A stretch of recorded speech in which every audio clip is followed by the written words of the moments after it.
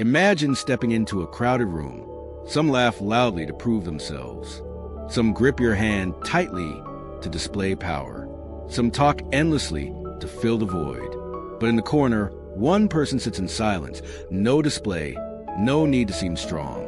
And it is that very silence that makes everyone cautious. Who truly hold the power? Over 2,500 years ago, Sun Tzu saw this. He believed that victory did not come from muscles or shouting, but from understanding and preparation. He wrote, "To win without fighting, that is the pinnacle of the art." Today, you're also in such battles. At work, where colleagues quietly undermine you. In love, where you always feel at a disadvantage. In your mind, where fear and impatience chain you. So, will you step into these battles as a nameless soldier or as a strategist who has already won before the game begins? If you master Sun Tzu's 7 principles, you'll no longer fear. For you will clearly see every confrontation is only a chessboard, and the one who moves first is you. The first principle, the mirror and the window. But to become a strategist, you must begin with the first principle. Know yourself and know your enemy. It sounds simple, yet this is where most people collapse. Ask yourself, do you truly understand yourself? Or are you just living by habit? Never reflecting on your own weaknesses? If you are quick-tempered, a single mocking remark is enough to make you lose control. If you hate confrontation, others only need to press a little harder, and you will fall silent and give way. You think that is your personality, but on the chessboard of power, that is a fatal weakness. And what about your opponent? At work, do you notice how your colleagues move step by step? Who is always looking for a chance to interrupt? Who stays silent but observes everything? In relationships, do you recognize how your lover reacts when questioned? Do they get angry, avoid, or turn cold? Each behavior is a door opening to their inner weakness. One who does not know himself enters battle blindly. One who does not know his enemy strikes only at shadows. But one who understands both will see the moves long before the game begins. Imagine you have a colleague who constantly undermines you in meetings. You know your weakness is avoiding confrontation, while their strength is loving attention in front of a crowd. If you react in that moment, you are stepping into their arena. But if you wait quietly, pulling them aside after the meeting where there is no audience, you have stripped away their strongest weapon. When you speak directly, calmly without emotion, the balance shifts instantly. So why do most people still fail? Because they never take the time to observe. They do not understand themselves. They do not pay attention to others. And in the end, they are dragged into a game their opponent has already set. Have you ever asked yourself, what is your greatest weakness? And who sees it more clearly than you? Have you ever tried to observe your opponent when they are happy, when they lose, when they are tired? Do you realize that with just one careless moment, their entire strategy is revealed? If you know yourself and know your enemy, you will no longer rush. You will no longer fear. You will remain calm, waiting for the right moment. And when you strike, everything will already be under your control. The second principle, the art of invisible victory. If the first principle is to understand yourself and understand others, then the second principle is a higher step, winning without fighting. This is the pinnacle of wisdom. Why waste energy on a battle if you can end it before it even begins? Ask yourself, in your life, how many times have you been dragged into meaningless arguments? You speak, they speak, and in the end, no one changes. Only your energy is drained away. Isn't it true that in such moments you have already lost, even if you thought you were right? Sun Tzu taught that the greatest are not those who win after bloodshed, but those who make the enemy lose all will to fight. You can see this in business. When one company slashes prices desperately to eliminate competitors, does that mean you should also rush into a price war? Or can you stay silent?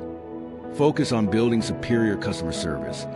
Turn what they thought was their greatest strength into their greatest weakness? By the time they realize it, it's too late because the rules of the game have already changed. In life, you may have met someone who always loves provoke, who always turns every conversation into a debate. If you fall into their trap, get angry, try to prove yourself, you have stepped onto their battlefield. But if you just smile, give a short answer, and move on, they lose their source of fuel, and the battle dissolves on its own. You don't need to defeat them, because you already won by refusing to play their game.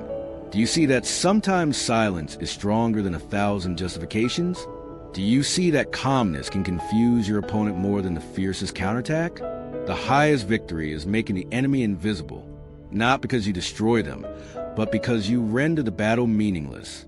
And in that moment, you not only preserve your energy, but also protect the peace within yourself. So ask yourself right now, is there a battle in your life that you could end by not fighting at all? If you dare to try, you will see. Sometimes the strongest move is no move at all. The third principle, the power of the unreadable. But to win without fighting, you must not only know when to move, but also know how to conceal your true strength. That is why Sun Tzu said, "When strong, appear weak. When weak, appear strong." Think about it. If others can fully read you, they can easily plan against you. But if they are unsure, if they constantly hesitate, is he truly weak or just pretending? Then that very doubt becomes a weapon in your hands. At work, have you ever entered a meeting where colleagues assumed you had nothing, only for you to reveal at the last moment a piece of evidence or a number that silenced the entire room? Doesn't that feel like a sword hidden in your sleeve, drawn only at the perfect moment? And on the other hand, when you are at a disadvantage, do you dare to hold your head high? Stay calm so that your opponent hesitates to strike, because they fear you might still have a card left unplayed. In personal relationships, have you ever seen someone boast too much, talking about power, money, success? Often the louder they are, the emptier they are. And have you noticed that the truly dangerous ones are usually the quietest? So which do you choose? To live like an open book that anyone can read, or to live like an enigma, forcing others always to guess? Imagine this. You are negotiating a contract. In reality, you desperately need the job. But if you reveal your eagerness, you will be undercut. Instead, you keep a calm tone. Act as if you have many other options. Do you think the other side would still dare to press you when they are unsure if you could walk away at any moment? Disguise is not deception, but control over the image you project so that others cannot see through you entirely. And sometimes ambiguity itself is the strongest armor. Are you showing others too much of yourself? Are you exposing weaknesses that can be shaken by a single word? If so, remember, people only attack when they're sure you have nothing left. But if you make them doubt, they will hesitate. And in that hesitation, you hold the power. The fourth principle, choosing your ground. If disguise helps you confuse your opponent, then the next step to gain advantage is to choose where and how the battle takes place. Sun Tzu called this controlling the terrain. He once said, "He who occupies the battlefield first rests easy. The one who comes later is already exhausted." Do you realize that in life we often rush into battles on someone else's playing field? You let your boss open a meeting with "this year's budget is tight." From that moment, the entire discussion revolves around scarcity. You have already been dragged into unfavorable terrain without even knowing it. But if you open with "let's look at the value I brought and the results I've achieved for the company," you set an entirely different frame. Now the other side is forced to play on the ground you've already built, in love or friendship. How often do you argue in the way others lead you? They blame, you rush to explain, they raise their voice, and you're pushed deeper into defense. But what if from the very start you change the frame? We are not here to blame. We are here to find solutions. Wouldn't that battle feel far less heavy? Think back to the last time you stepped into a tense situation. Who chose the time, the place, and the way it began? Was it you or was it them? Do you notice the difference when the conversation happens in a space familiar to you instead of a place where you are always on guard? Terrain is not only physical space. It is also mental context. The one who sets the frame of thinking first holds the advantage. If you control the terrain, you control the flow of the game. Are you fighting on your own ground, or are you unconsciously letting others lead everything? If you don't choose the terrain, then who is choosing it for you? And will you dare to reclaim that power in your very next confrontation? The fifth principle, the swift and the unexpected. Controlling the terrain gives you the initiative, But terrain alone is not enough. On the battlefield, Sun Tzu also emphasized speed and surprise. He wrote, "Speed is the essence of war. Strike where the enemy is unprepared." Do you realize that most failures in life are not because you are weak, but because you are slow? You hesitate. You wait for the perfect moment. You think too long, and the opportunity slips away. How many times have you looked back and asked yourself, if only I had acted sooner? In business, some companies dive into endless meetings, risk analyses, debating every small detail. Meanwhile, a bold competitor launches their product into market, captures attention, and becomes the leader. By the time the rest are ready, the game is already over. So, do you want to be the one leading or the one chasing exhaustion? In love, how many times have you stayed silent too long, waiting for the other to speak first, only to let the distance grow wider? But with just one moment of courage, one unexpected question, can we talk about this openly? You break the wall of silence before it turns into war. Speed does not mean recklessness. It means decisiveness at the right time. The slow often think they're being careful, but in truth, they're only afraid. The decisive see the moment and seize it before the opponent can react. Imagine this. In a meeting, everyone hesitates. No one dares to speak. You're the first to speak. Clear, firm, direct. What do you think happens? The entire room turns to follow you, because the one who moves first shapes the game. Do you dare to act while others are still hesitating? Do you dare to speak while everyone else is silent? Do you dare to move while others are still debating which path to take? In life, opportunities don't come twice. They open for only a moment, and they belong to the one fast and unexpected enough to seize them. If you don't dare, someone else will. So ask yourself, next time an opportunity appears suddenly, will you hesitate or will you take it before it disappears forever? The sixth principle, the calm in the storm. Speed and surprise allow you to strike before the opponent can react. But there's another weapon even more dangerous, emotions. Sun Tzu once advised, if the enemy is hot-tempered, seek to irritate him. If he is arrogant, encourage his pride. For one led by emotions needs no opponent. He defeats himself. Do you remember the last time you were so angry that you lost control? Just one mocking remark, and you snapped back, only to regret saying what you shouldn't have. In that moment, you thought you had won because your reply was sharp, but in truth, you had been led by your opponent. How many times have you acted in anger and later paid a heavy price? At work, look at those who lose their temper easily. With just a little pressure, they raise their voices. They become irritable. At that moment, you need only remain silent, letting them expose their own weakness. While they burn their energy in anger, you still have all your clarity. Who is truly in control then? And in relationships, have you ever been provoked into jealousy and acted foolishly? Do you see that sometimes pride, vanity, or the desire to prove yourself can make you lose what matters most?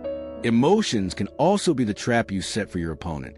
A greedy person, once shown a tempting profit, rushes in without realizing he is being led. Have you ever witnessed someone dig their own grave simply because they were too confident or too impatient? But to exploit the emotions of others, you must first control your own. The truly strong are not those who shout the loudest, but those who remain silent in the storm. The truly fearsome are not those who explode, but those who smile when attacked. Are you letting emotions control you every day? Do you dare, the next time you are insulted, to just smile and give a short reply instead of lashing out? Do you dare to remain silent, letting the other drown in their own anger while you stand firm? Sometimes the greatest victory is simply keeping calm when everyone else has already lost it. The seventh principle, victory before the war. You can conceal your strength. You can control the terrain. You can exploit emotions. But all of that is meaningless if you are not prepared for the worst. Sun Tzu once said, the victorious warrior wins first and then goes to war, while the defeated warrior goes to war first and then seeks to win. Think about it. How many times in your life have you stepped into an important situation simply hoping things would go smoothly? An interview where you believed, surely they're like me. A conversation with your lover where you told yourself, Hopefully this time they'll understand. And when things went off course, you were confused. You fell silent. You lost control. That is a defeat of those who rely only on hope without preparation. And what about the victors? They prepare for every scenario. In their minds, there's always a plan B, a plan C. If the other gets angry, they already know how to calm them. If rejected, they have already mapped out a retreat. If the worst case scenario happens, they have rehearsed it in their mind and are ready to face it. Do you see the difference between someone who merely hopes and someone who truly prepares? Imagine this. You are about to discuss a difficult issue with a family member. If you carry only hope, a single tear or a harsh word could ruin everything. But if beforehand you ask yourself, if they cry, what will I do? If they walk away, what will I say? If they get angry, how will I respond? Then whatever happens, you are no longer passive. You keep your composure. And that preparation itself is already half the victory. Are you living by hope or by strategy? Do you dare to face the worst case scenario, or are you trying to avoid it? Do you realize that when you prepare for the worst, you not only eliminate fear, but also make yourself unbeatable? True victory does not lie in a clash of swords, but in the quiet hours before the battle, where the strategist sits alone and envisions every possible scenario. And when the drums sound, he has already won the path you choose. If the victor has already won before stepping onto the battlefield, then the defeated have already lost before it even begins. They don't need a powerful enemy to beat them because their ignorance, arrogance, and laziness become the very blades that stab them in the back. Look around you. Don't you see many such people? The hot-tempered one who loses control at a single provocation. The complacent one who believes, I can't lose, and walks straight into the trap. The hopeful one who thinks everything will work out, but when the storm strikes has nothing in hand but panic. Have you ever seen someone argue until their face turns red, slamming the table, shouting loudly, only for their loss of composure to cost them in the eyes of everyone watching? Have you seen the overconfident person walk into a project ignoring all warnings, only to collapse from their own negligence? Or have you seen someone place their entire fate in the word hope, only to, when they fail, cry to the heavens and blame destiny? The most painful truth is that most of the defeated never realize they dug their own graves. They think they lost because the enemy was too strong. But the truth is they lost because they did not know themselves, did not know others, did not prepare, did not control. Do you see yourself in this? Have you ever been carried away by emotion and then regretted it? Have you ever been so arrogant that you ignored a warning? Have you ever lived only on hope without preparing for the storm? If you don't ask yourself these questions, then it's very likely you are walking the path of the defeated without even knowing it. Sun Tzu once said, know the enemy and know yourself, and you will win 100 battles. Know neither the enemy nor yourself, and you will lose 100 battles. Those words were not just for generals, but for each of us, because every day we step into small battles, and those small mistakes accumulate into great defeat. So, will you allow yourself to become one of the defeated, or will you learn to face the truth and prepare for the day you must stand on the battlefield of life? The battlefield is now. 2,500 years have passed. But why is the art of war still remembered? Because it was not only for generals on the battlefield. It was meant for each of us, human beings who face countless small battles every day. There is no bloodshed, no swords or spears. But the outcome, victory or defeat, still determines our destiny. Do you realize that the principle of know yourself, know others is a key in work? If you don't understand what your colleagues want, if you don't know what your boss needs, can you walk into a meeting without fear? And if you don't know your own weaknesses, can you really stay in control when others skillfully press them? Winning without fighting may be the true secret in personal relationships. Do you really need to argue to the end to prove you are right? Or can you stay silent, smile, and let the battle dissolve on its own? Do you want a temporary victory? Or do you want lasting inner peace? The art of disguise is not to deceive, but to keep control. Do you reveal all your weaknesses the moment you walk into the meeting room? Or do you let others keep guessing about the card you hold? People only attack when they believe you have nothing left. So, Are you wise enough to keep a little mystery for yourself? Controlling the terrain is the skill you need in every negotiation. Do you let others define the story around tight budgets, or do you lead it toward the value I bring? Are you playing on your own field, or are you unconsciously being pulled onto theirs? Speed and surprise are weapons for those who dare to act. Will you be the one waiting until the opportunity passes, or the one bold enough to step forward while others are still hesitating? Exploiting emotions reminds you that as long as you remain calm, you're already ahead of 90% of people out there.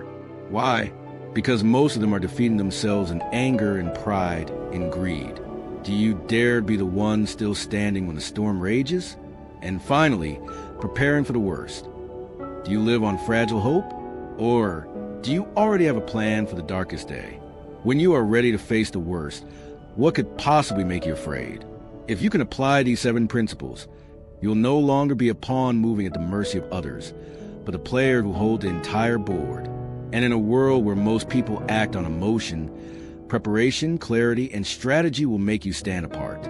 2,500 years ago, Sun Tzu wrote principles that seemed meant only for the battlefield. But today, you see it clearly. The real battlefield is not where swords clash, but right here in your life, at work, in relationships, and within your own mind. Every day you step outside, you enter an invisible war. Someone is competing for your position. Someone is testing your patience. Someone is waiting for you to reveal your weakness so they can exploit it. And above all, there is one enemy more dangerous than any other: yourself. With your anger, your arrogance, and your lack of preparation, who will you choose to become? A defeated one, living by emotions, losing even before the game begins? Or a strategist, calm, observant, prepared, and victorious before the battle ever starts? Ask yourself, among Sun Tzu's 7 principles, which one are you missing the most? Do you fail because you don't know yourself, or because you always fall into the trap of emotions? Do you lose because you move too slowly, or because you never prepare for worst? Your answer is the mirror showing you where you must change. And here's a final challenge. Right after reading this, write down one battle you are facing right now, at work, in love, or within yourself. Then choose one of Sun Tzu's 7 principles to apply to it. You will be surprised to discover that just one principle is enough to shift the entire outcome. Remember, the true victor is not the one who shouts the loudest or strikes the hardest, but the one who stays silent, observes, prepares carefully, and steps into battle as if he has already won. So, will you step into tomorrow as a nameless soldier, or as a strategist who holds the entire board? The choice is in your hands.